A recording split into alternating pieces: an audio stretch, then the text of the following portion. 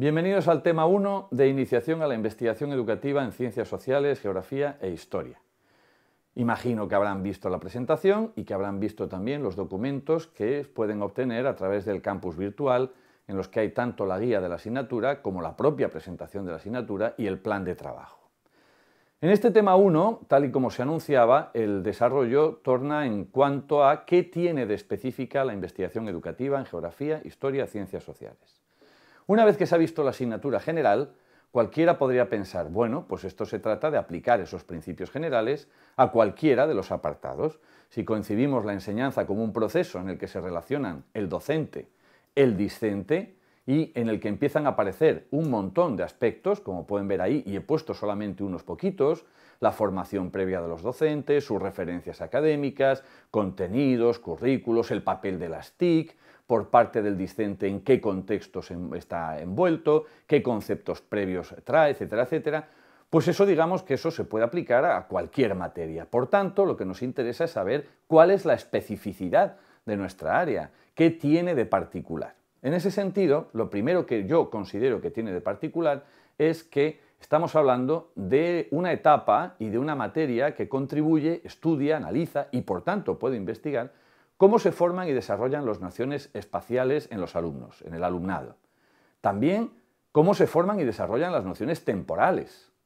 Por supuesto, y muy importante, también muy característico, cómo se forman y se desarrollan conceptos culturales como estos que pueden leer y que ahora vamos a comentar muy por encima.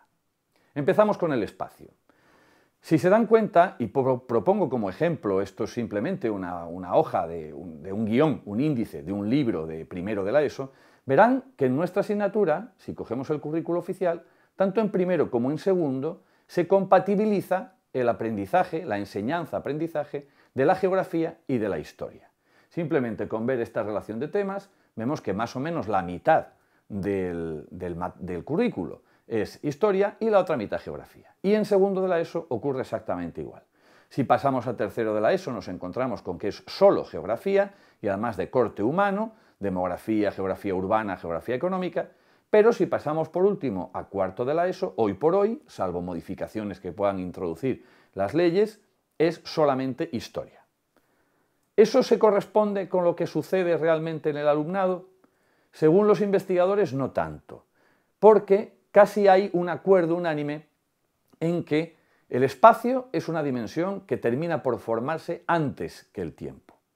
En el paradigma de Piaget, que se puede criticar, compartir o no, pero no cabe duda que ha tenido un peso específico enorme en la psicología evolutiva y en la pedagogía, en el inicio de la enseñanza secundaria se sitúa en torno a los 12 años, que es cuando se debe haber producido el paso de la formación en el espacio a un espacio euclidiano. Es decir, ya el muchacho o la muchacha ya tiene que empezar a barajar esas formas dentro de las coordenadas de un espacio racional. Ya no se trata de este espacio que se toca en el conocimiento del medio, en el que el niño necesariamente tiene que saber dónde está su habitación dentro de la casa, las distintas partes del cuerpo, luego amplía esa especie de mapa y sitúa su calle, etcétera, etcétera. Ahora ya se tiene que dar el paso al pensamiento racional y el espacio ya tiene que ser, o por lo menos tiene que empezar a ser, un constructo racional. Estamos en un contexto general de etapa de pasar del pensamiento concreto al pensamiento formal o abstracto.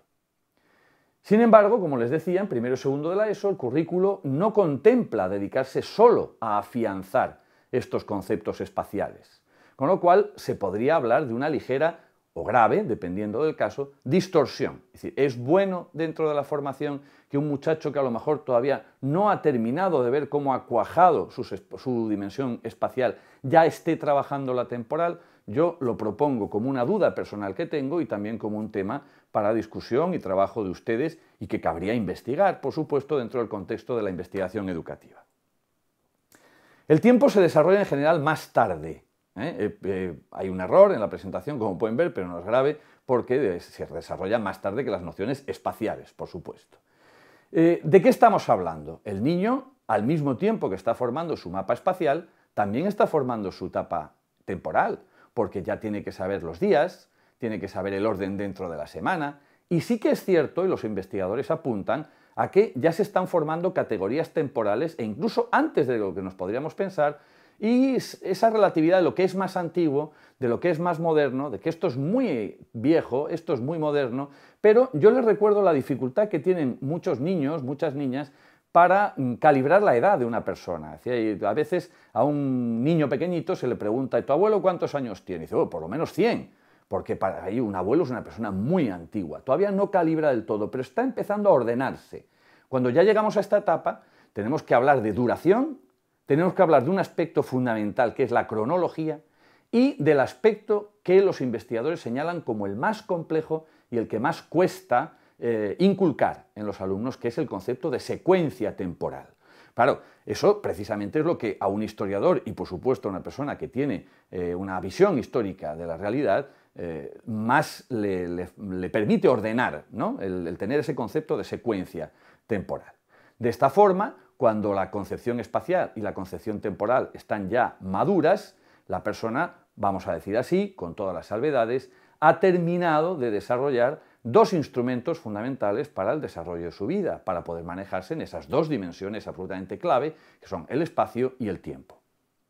¿Otras asignaturas colaboran? Por supuesto, matemáticas puede colaborar con este proceso y de hecho a nosotros en nuestro currículo se nos puede pedir ¿dónde trabaja usted la competencia matemática? Pues por supuesto en líneas cronológicas nosotros trabajamos la competencia matemática, en duraciones nosotros trabajamos también la competencia matemática, porque no hay un área que esté absolutamente aislada del resto. Pero sí que cabe considerar que tiene un peso específico muy grande la geografía, historia y las ciencias sociales en la contribución del desarrollo y formación de estos dos grandes conceptos, espacio y tiempo. Pero, por si fuera poco, habría otro más, que sería el grupo de conceptos y valores, porque, uno, afectan a la dimensión social. El ser humano es un ser social, pero claro, soy un ser social, ¿en qué medida? ¿Cuál es mi ser social? ¿Es una comunidad local? ¿Es mi pueblo? ¿Es mi nación? ¿Es mi estado? ¿Soy un ciudadano del mundo? ¿O soy un murciano? ¿Qué soy yo? ¿Con qué me identifico? Eso también se trabaja mucho en estas disciplinas de las que estamos hablando, porque afectan a la identidad cultural y a la identidad histórica, que además se reflejan en otros conceptos que nosotros pretendemos que los alumnos valoren: el patrimonio, la memoria oral, la memoria generacional, la herencia del pasado, y en cuanto a herencia del pasado, cómo eso nos condiciona nuestro presente, nos afecta nuestra manera de actuar sobre el presente y de planificar, prever, proyectar nuestro futuro, donde tenemos que tener en cuenta tanto las responsabilidades individuales y colectivas como algo que en muchos casos es difícil de inducir al alumno a tener en cuenta, que son las consecuencias de los actos. También cabe destacar que estos conceptos y valores que nosotros trabajamos afectan a la construcción de la identidad individual y de la identidad comunitaria. Fíjense un pequeño ejemplo de vocabulario que hay que desarrollar. Vocabulario como cambio, la noción de cambio, la noción de conflicto, crisis, revolución. Todos esos conceptos son muy específicos de nuestras materias y en conjunto configuran la dimensión política del ciudadano, su ser como ser que actúa sobre el presente, ha heredado un pasado y quiere proyectar un futuro, y por tanto no podemos por menos que destacar la relevancia de la aportación de nuestra asignatura. Esto aparecerá desarrollado con los materiales complementarios oportunos, con las lecturas oportunas y con las prácticas oportunas, indicando en la medida de lo posible cómo la investigación educativa está tratando hoy por hoy estos aspectos. Gracias.